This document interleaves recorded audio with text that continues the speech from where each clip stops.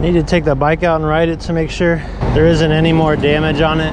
Nothing else I need to fix. So might as well go to Butcher and see how much they destroyed the pit and maybe talk about the crash a little bit. Part of me has struggled to really talk about it or even think about it because it doesn't have as clear and actionable thought process as most of my other falls.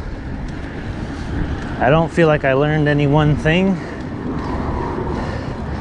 It just reinforced all the normal things that you would normally think of, like what changes could I have done to the bike, and I could have practiced a bit more and gone a bit slower, or just skipped the jump entirely, since I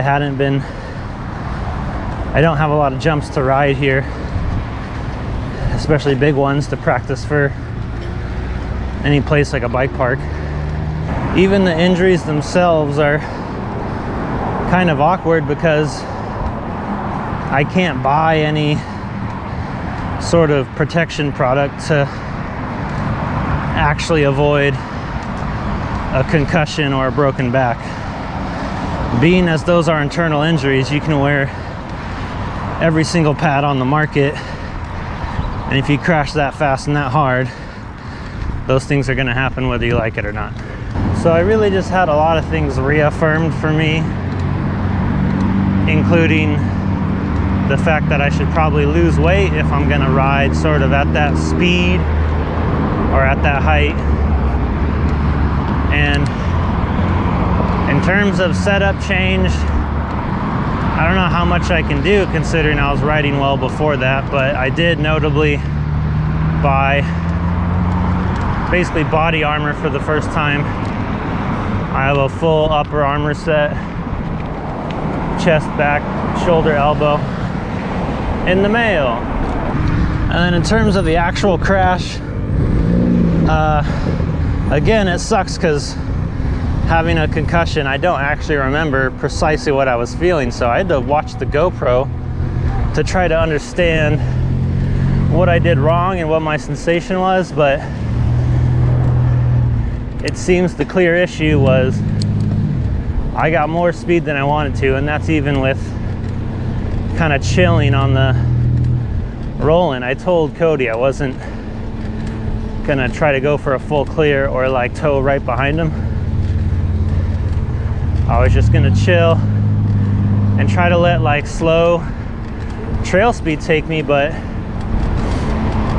when I hit the roller section, it's technically like a bomb hole before the jump.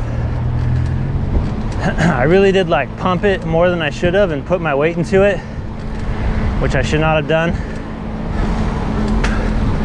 So by the time I realized I was going too fast, I was basically at the bottom of the lip and realized I wasn't comfortable with how much speed I was going into it. So I took the classic safety squash it so you don't go too high, keep the nose up, keep the tail down, and you know, that's not always great, especially on that jump with the way it's built. You kind of more so want to just stay level if possible, but that didn't even end up mattering because it looks like I went clear over the whole thing. And then what really killed me is my wheels went squint off axis. So when I hit the ground, there was no form of compensating for the compression or whatever. Bike basically came to a dead stop, front wheel completely tacoed into a stop, and that was me done. Literally over the bars in a second. Presumably direct head impact. Kind of caught the side of my helmet, but really hit my face on the ground, and should have been wearing a full face, but apparently I didn't put it on that morning because it was hot and I wasn't really planning on going crazy, I guess, but that's irrelevant in terms of doing the right thing. But yeah, it's just been a confusing crash to talk about because there were a million things I could do safer, and there's also a pretty good chance that I could do all those things and still have the same crash and the same injuries. I could wear my full face and still get a concussion and maybe even a cut somewhere. It would have saved me the stitches, I guess. That wasn't really my biggest concern.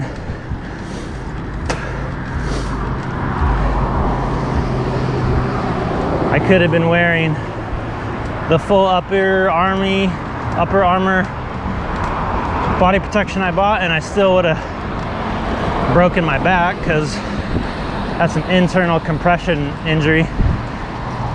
Yeah, I don't think it had anything to do with the impact. May have saved me some bruised ribs or not sure. To be honest, probably not. I could have gone slower and done a bunch of test runs, still could have overshot it later in the day. I could lose weight, still have the same crash and same injuries. You still have to have some takeaways and learn from everything. So I'm trying to action on all those things if possible. Add some protection, lose some weight, go slower, especially in the bike park, because I don't get to jump jumps like that on long trails with as many features like that often. So I did the classic fall down at the bike park thing, but did it on a one hitter, not a trail. And then in terms of recovery, that was like a month ago. So the first month it's clearly just healing, not really supposed to be doing anything. This month I just want to really get back to walking and riding on the road so that I'm generally fit and recovered cardio wise. The first month was definitely really sore, but ironically I've broken a lot of bones, and this injury didn't require surgery or anything. You just kind of sit around straight up in your chair and wait for your spine to heal and your brain to kind of get away from that foggy, exhausted feeling of post-concussion. So yeah, hoping to do light XC rides this month, maybe some trail riding with lift and compression in July. I'm definitely not really trying to lift or compress right now. And then hopefully by August I'll have like enough strength and feel okay enough to basically do jumps and also go back to surfing. It's been really boring doing nothing but basically playing video games and walking occasionally. So that's about it for the crash. I just don't know what else to say. It's one of those things, and in terms of moving forward, I'm not like demotivated or scared to ride. I've been through so many crashes before.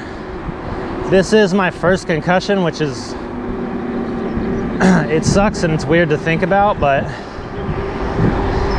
I think if I've ridden bikes basically all my life and my first one was at 33, then I think we got a pretty good ratio there. And in terms of like going back to Sky Park, you know, it sucks because I have a lot of recovery and practice to do, but once I'm ready, I'm definitely trying to go back, because I mean, it was fun, and Cody and I were having the times of our lives until I just went down and forgot how to ride my bike out of nowhere, ran out of talent. I'm definitely a little iffy on the session jump design, so I'm gonna need to take it like laughably slow to get back to that one, but I mean, everything else felt fine. And I'd way rather ride there than like Summit or even Snow Valley in terms of jump size, traction, dirt quality, etc. I definitely don't need even bigger, faster jumps on even sandier, looser terrain. Definitely don't need that. Bike feels okay for now. Had to put on a new wheel, and it's running a tube now, so I got to convert it eventually. I'm still probably selling these bikes, I'm not sure yet. I want something smaller and shorter travel, and maybe even hardtail. Just feels good to get outside, but it's not much to ride right now. I'm gonna go look at Butcher and see how sad it looks. Okay. Missed or avoided some of the tight stuff. Ooh, this would still be rideable if not for Surons. This one could still be fixed if not for Surons. Ah, they took out the best line. Fuck. Missed this mini single track line. Oh, they missed. It was too tight to get the first one. So we have one jump still right here. Oh, it's already coming back. They made the mistake of leaving the landing. That's just, see, this is why you can't have like Suron kids dig. Do not build your dig hole 1 foot away from your lip. Also, that's going to completely erode and become a worrying like landslide concern. Way to go, guys. And this whatever lip is already destroyed. Let's go down and look at the sad stuff. It's so sad because these were sitting here in like disrepair for years and years, basically. Fucking forever. And then as soon as Max comes down and puts a bunch of hours into it, it just, I guess, gets too much attention and they come down. I know the tarps was an issue, but I also feel like the Surons going in and out every day was not great in terms of the neighbors. The Suron kids already building like sand castles. Man, my favorite line gone. Now I have basically nothing to practice on to be ready for like going to a bike park or literally anywhere else. The only thing we really have is South Hill, and that's completely overgrown now to the point where you can't ride it. And then once the vegetation dies, it might be messed up and the jumps will be too dry and cracked to really ride or fix. Man, we just didn't know how good we had it during COVID and just before. Foggy LA. Just another day in LA. Go down this really slow.